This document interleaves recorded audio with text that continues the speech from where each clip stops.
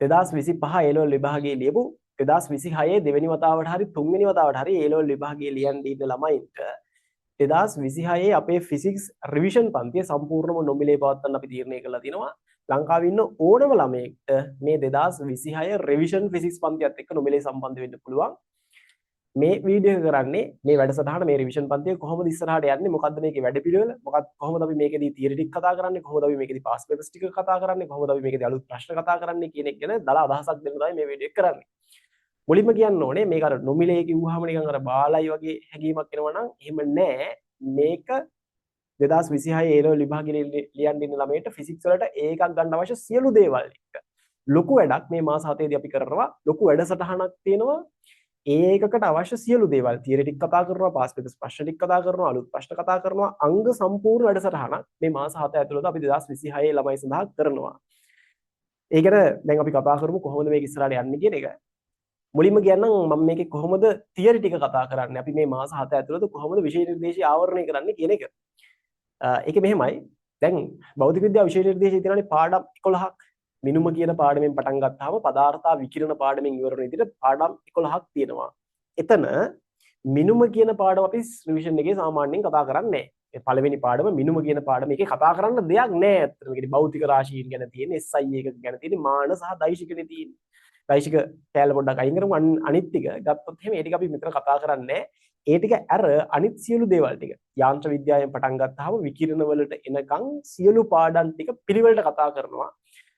එතනදිත් හැබැයි අර සිලබස් එකේ තියෙන විෂය නිර්දේශයේ තියෙන පිළිවෙල නෙවෙයි, ඊට වඩා වෙනස් පිළිවෙලකට තමයි යන්නේ. ඒකේ ලොකු වෙනසක් නැහැ. සාමාන්‍ය විෂය නිර්දේශයේ තියෙන යාන්ත්‍ර විද්‍යාව මිනුම ඉඳලා මිනුම යාන්ත්‍ර විද්‍යාව දෝලන හතරංග ඔය විදිහට කියලා පදාර්ථ විකිරණ වලට එනකන්. අපි මේකදී ඔය ඕඩ එක වෙනස් කරලා වෙනස් ඕඩ එකකට කරන්නේ.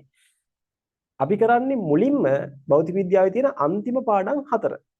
අන්තිම පාඩම් 4 තමයි ධාරා විද්‍යුතයේ ඉලෙක්ට්‍රොනික්ස් පදාර්ථ යාන්ත්‍රික ගුණ පදාර්ථ විකිරණ කියලා කියන්නේ. අපි මේකෙදී මුලින්ම ධාරා විද්‍යුතයයි ඉලෙක්ට්‍රොනික්ස්යි පදාර්ථ යාන්ත්‍රික ගුණයි පදාර්ථ විකිරණයි කරනවා. භෞතික විද්‍යාවේ තියෙන අන්තිම පාඩම් 4 මුලින්ම කරනවා. අන්තිම පාඩම් 4 මුලින්ම කරනවා. එතනදී පිළිවෙලට කරන්නේ. ඒ කියන්නේ ධාරා විද්‍යුතයයි තාපයයි දෙක එකට. යාන්ත්‍ර විද්‍යාවයි දෝලන හතරංගයි දෙක එකට. ආලෝකයයි ගුරුත්වාකර්ෂණ ශේෂ්ත්‍රයි ඉලෙක්ට්‍රොනික්ස්යි තුන එකට. එහෙම කරන්නේ නැහැ. ධාරා විද්‍යුතය මුලින් කරනවා, ධාරා විද්‍යුතය ඉවර කරනවා, ඊට පස්සේ ඉලෙක්ට්‍රොනික්ස් කරනවා, ඉලෙක්ට්‍රොනික්ස් ඉවර කරනවා, ඊට පස්සේ පදාර්ථ යාන්ත්‍රික. ඒ විදිහට පිළිවෙලට යනවා. හරි. ධාරා විද්‍යුතයෙන් තමයි පටන් ගන්න වැඩි. එහෙම අන්තිම පාඩම් 4 පදාර්ථ විකිරණ වලට යනකම් මේ පාඩම් 4 අපි මුලින්ම කතා කරලා ඊළඟට භෞතික විද්‍යාවේ තියෙන පළවෙනිම පාඩම් සෙට් එක යාන්ත්‍ර විද්‍යාවේ ඉඳලා ධාරා විද්‍යුතයට යනකම් ඊතුරු පාඩම් ටික කතා කරනවා. යාන්ත්‍ර විද්‍යාව, දෝලන හතරංග, තාපය, ඊට පස්සේ ශ්‍රේෂ්ඨ පාඩම් 3. ගුරුත්වාකර්ෂණ ශේෂ්ත්‍ර, විද්‍යුත් ශේෂ්ත්‍ර, චුම්බක ශේෂ්ත්‍ර. ඔය විදිහට තමයි තියරි ටික කතා කරන්නේ. සිලබස් එකේ පිළිවෙල පොඩි වෙනසක් වෙලා දිනවා. අවසාන පාඩම් ටික මුලින්ම කතා කරනවා. මම හිතනවා එහෙම හොඳයි කියලා රිවිෂන් එක අර මුල්ම පාඩමේ ඉඳලා පටන් ගන්න ඉස්සරහට යන්නේ නැතුව අර අන්තිම පාඩම් ටික මුලින්ම කරලා ඊට පස්සේ අනිත් පාඩම් ටික කරන එක. සහ මෙතන පොඩි වාසියකුත් තියෙනවා. දැන් මේ යාන්ත්‍ර විද්‍යාව සහ දෝලන හතරංග අපි මැද හරියදීනේ කරන්නේ. ඉතින් විභාගෙ ටිකක් ලඟ වෙලානේ කරන්නේ. මේ වගේම තමයි ලොකුම ලකුණු ප්‍රමාණය. ලකුණු සාමාන්‍යයෙන් 40ක් විතර එනවා. සාමාන්‍යයෙන් ලකුණු 40ක් විතර එනවා යාන්ත්‍ර විද්‍යාවේ දෝලන හතරංග වලින්. ඒක කරාම අර අපිට විභාගෙට ලඟ වෙලා ලොකු ලකුණු ප්‍රමාණයක් එකපාරටම වගේ වැඩි කර ගන්නත් පුළුවන්කමක් තියෙනවා. දෙවෙනි එක අපි මේකෙදි කොහොමද පාස් පේපර්ස් ටික කතා කරන්නේ? පාස් පේපර්ස් කතා කරනවා කියන්නේ නම් අපිට ඒක අසාමාන්‍ය දෙයක් නෙවෙයි කියන්නේ. සාමාන්‍ය දෙයක්. අපි හැම පන්තියකම සාමාන්‍යයෙන් ඕනම පන්තියක අපි ඉතින් පාස් පේපර්ස් 1980 ඉඳලා මේ වෙනකන් අපි පාස් පේපර්ස් ටික පන්තිය ඇතුලේ කතා කරනවා. ඒකට වෙන වෙන සෙෂන්ස් දාලා එහෙම නෙමෙයි. පන්තියේ පාඩම කරන අතරතුර ඒ පාඩම් වලට දාලා පාස් පේපර්ස් ටික පන්තිය ඇතුලේ අපි කතා කරනවා. අපිට එහෙම පාස් පේපර්ස් කතා කරලා ලොකු වෙලාවක් යන්නේ නැහැ. ඒක පන්තියේ ණය දන්නවා. මොකද හේතුව තියරිය හරියට ඉගෙනුනහම ප්‍රශ්නයක් කරන්න ප්‍රශ්නය සමහර අවස්ථා තියෙනවා නේද? ප්‍රශ්නයක් අරගෙන ඒ ප්‍රශ්නය ගානේ විස්තර කර යන්න ඕනේ නැහැ.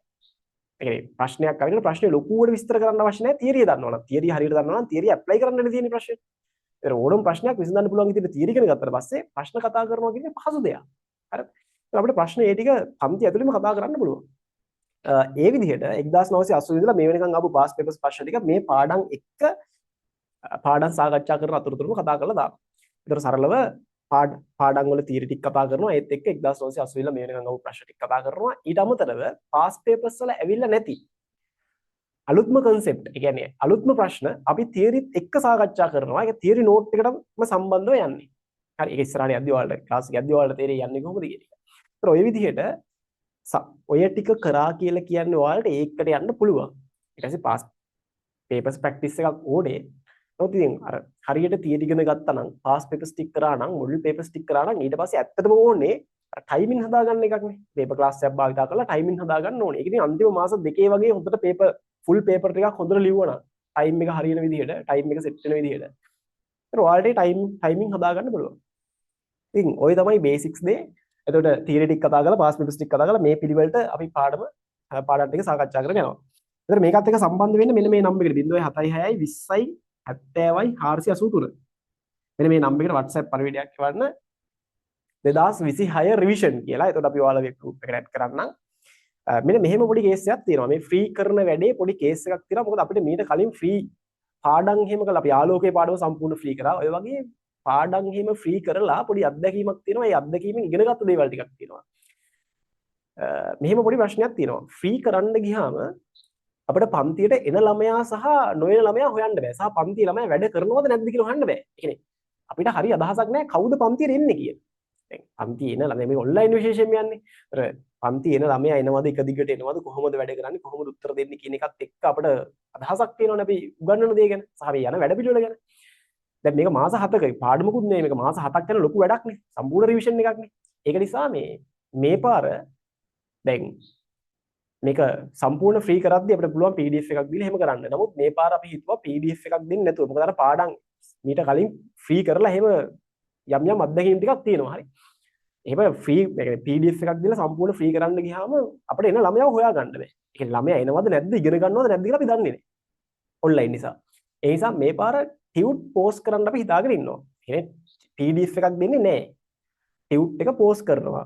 ඒ පෝස්ට් ඩිලිවරි ගාස්තුවේ ටියුට් සම්බන්ධ ගාස්තුව ඔයාලා ගෙවන්න ඕනේ. ඒක ලොකු ගාස්තුවක් නෙමෙයි. ඒ කියන්නේ ඒක ඔයාලා කියන බලන්න ෆ්‍රී කිව්වට මේක අන්තිමට ෆ්‍රී නෙවෙයිනේ. එහෙම එකක් නෙමෙයි. ඒක ෆ්‍රී තමයි. හරි. ඒ කියන්නේ මගේ කාලය සහ මගේ මහන්සිය සම්පූර්ණම නොමිලේ යොදවන්නේ. ඒ කියන්නේ ඒකට ඒකට කිසිම අය කිරීමක් පුගලෙන් කරන්නේ නැහැ. හරි.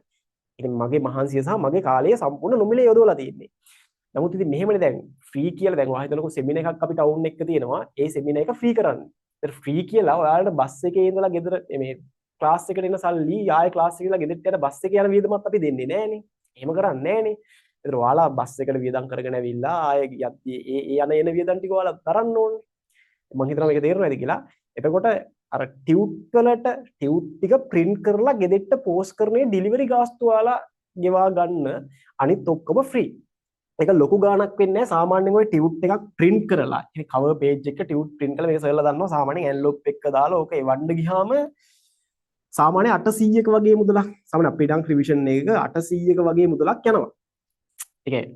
ඒක ඔයාලට තේරෙන්නේ ඔයාලට ගණන් හදා ගන්න පුළුවන්. ඒ සාමාන්‍යයෙන් ඔය මේ envelope එකයි ඊට පස්සේ මොනවාද පෝස්ට් කරන්න යන මුද්‍ර ගාස්තුයි ටියුට් ටික print කරන්නයි ඔය වගේ මුදලක් යනවා. එන මේ වගේ මුදලක් සාමාන්‍යයෙන් යනවා. ඒතර මෙන්න මේක ඔයාලා ගෙවලා ටියුට් ටික ඔයාලා ගන්න එක කරන්න ඕනේ. ඉතින් මේක නිකන් මේක හිතන්න එපා ක්ලාස් එක ෆී එකක් කියලා. මේ ක්ලාස් එක ෆී එකක් නෙවෙයි. රුපියල් 800ට රිවිෂන් කරන්නේ නැහැ නේ. දැන් සාමාන්‍ය රිවිෂන් එකක් 4500යි 3500යි අඩුම 3000වත් යනවනේ රිවිෂන් එකක් නේද?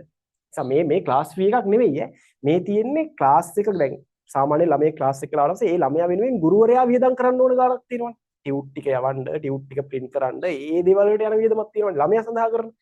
ඔන්න ඔය ගාණ තමයි මේ තියෙන්නේ. මේක අය කිරීමක් විදිහට ගන්න ඒක ඔයාම සඳහා. ඔයාගේ ටියුට් ටික එවන්න. එතකොට ඒක ඒ විදිහට අය කරනවා.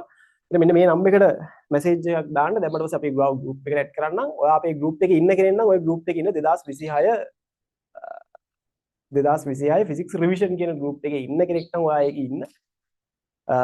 නැති කෙනෙක් නම් අපි මේක ඇඩ් කරන්නම්. ඊට පස්සේ මේකත් එක්ක ඉස්සරහට වැඩ කටයුතු කරගෙන යන්න. එහෙනම් වැඩිදුර විස්තර ගෲප් එක හරහා සිද්ධ කරනවා. මේ නම්බර් එකට මැසේජ් එකක් දාලා නැත්නම් මේ වීඩියෝ එකත් එක්ක කොහේ හරි ඔය link එක description එක හරි නැත්නම් comment එක හරි අපේ group එකේ link එක ඇති. ඒ link එකට හරි link එකෙන් group එකට join වෙන්න. ලොකු වැඩක් කරමු මේ පාර. මාස 7ක කාලයක් තියෙනවා. මේ මාස 7 ඇතුළත ලොකු වැඩක් සැලසුම් සහගතව ලොකු වැඩක් කරමු. එහෙනම් අපි හම්බෙමු ඉස්සරහට. ජය වේවා.